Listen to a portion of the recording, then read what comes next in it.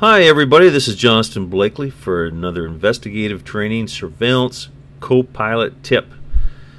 Today I'm going to talk about setting up on a case where a previous investigator got made. In fact, the whole street got heated up. Here is the street. Here is the residence. The investigator was sitting right down here on the side of the road, and the neighbor got heated up and started knocking on doors, including the subject's door, and the case got blown out of the water. So when I got the case, I thought, how do I avoid this situation? And to tell you the truth, even if I got the case fresh, the neighborhood wasn't heated up, I would make no changes to the two setups that I selected for this case. Now, to tell you a little bit about this community, this is the entrance here, and this is the only entrance and exit. Down here is a dead end, and to the north it dead ends as well. So I had to be very, very cautious, because basically investigators here in Florida have dark tinted windows. The previous investigator had dark windows, so these people are looking for dark windows even though there's a change of vehicle. So I first started scouting this neighborhood. It took me about an hour to scout out, and that's a weakness of a lot of investigators, is they do not take the proper time to scout out a neighborhood and look outside the box, so to speak, for a setup. Most investigators sit on the same street, kind of as far down as they can, one way or the other. This case involved a lot more. I first started on this parallel street to the north, trying to look through any of these spaces between the houses to the subject's house. Could not do it. This street over here to the west, I was looking at that, couldn't see through, and besides the fact it's too long of a route around back to the main road to catch the subject as she would be leaving. So I looked down here on the entrance road, and lo and behold, I was able to see between these houses and right over into the back pool and back patio.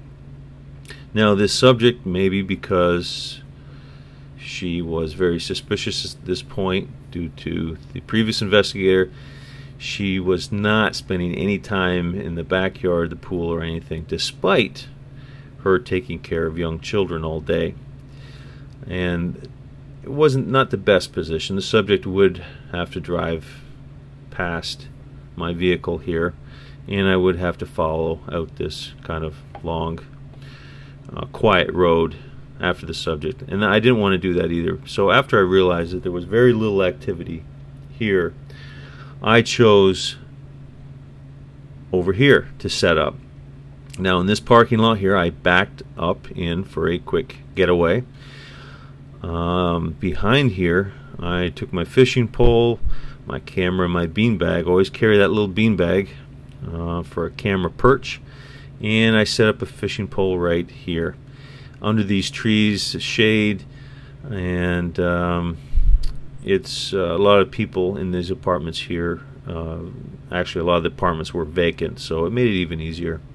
And I was able to look clean up the street, and I was able to film the subject in the front yard. She was in the front yard several times with children unloading children and doing a few other things with the children in the front yard, and I was able to get that. This is a fair distance for filming, but with the camera on the ground on the beanbag, it's very steady and very it's clear filming. So when she did leave, I came around the building into my vehicle that was backed into a parking space. I was able to get out here to the exit and look straight south for her vehicle to come out. This light here is a very short light, gives preference for the main road. So even if I caught a red light following her, say if she went south, not a problem. It would be only a slight delay, and that's what happened. She did go south, and I did hit the red light, and it was only a slight delay. I was able to catch back up with her. So this is how to handle a tough situation. You have to think outside the box, and to tell you the truth, a lot of times when you encounter a short street, you do want to either set up on parallel streets if you can, or on streets like this, what's past each cap of the street. In this case, it was a very good setup right over here. So I'm Johnston Blakely with Investigative Training, and check out our website at www.investigativetraining.org for more frequent tips. And we're also going to have an indoor episode and a corporate surveillance episode coming up soon. So stay tuned. Till then, goodbye.